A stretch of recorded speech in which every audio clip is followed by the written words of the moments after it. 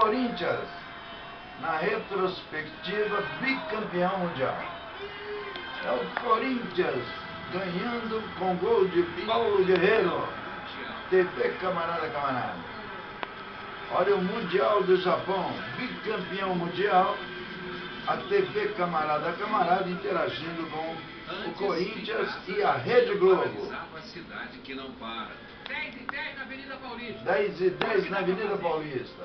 A esta hora da noite, sentado na Avenida Paulista por causa do Corinthians. Por causa do Corinthians, não tinha ninguém na rua. É isso aí. Corinthians é campeão da Libertadores. Campeão das Américas. E no país do futebol teve de tudo. Dança das cadeiras. Dança das cadeiras. Brasileiro. Ouviram do Ipiranga, mas os passos. Olha o Neymar chutando um pênalti pra fora. Ganhamos o Superclássico. Mas Mano Menezes dançou, caiu fora. Retrospectiva. E ele voltou?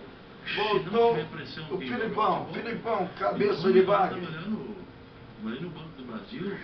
E também o Parreirão. Entre as torcidas faltou espírito esportivo. Brigas, ganhos. Nas torcidas só briga, lombriga. Tumulto também entre jogadores. Olha o tumulto entre jogadores. Camarada, ao jogo do São Paulo contra o Tigre. Uma vergonha. O Tigre não voltou para jogar o segundo tempo. Pancadaria para tudo quanto é lado. O Tigre foi parar na delegacia. São Paulo, campeão da Copa Sul-Americana. E o Tigre na delegacia. Cada jogada, craques internacionais encantaram. Vai Corinthians, vai Corinthians. Continuaram fora de forma. Adriano não volta mais. Ronaldinho Gaúcho, grande jogador. Teve até golaço. Neymar. Concorre ao gol mais bonito do ano. É o Neymar do Santos Futebol Clube. Olha que papagaiada aí do nosso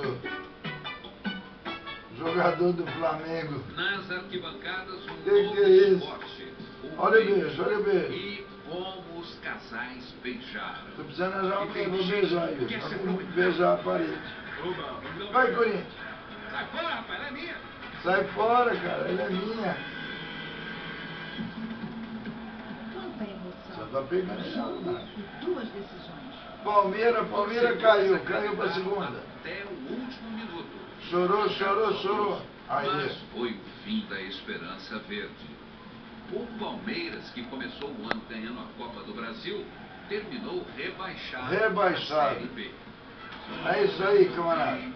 TV Camarada interagindo aqui com a Rede Globo. Retrospectiva.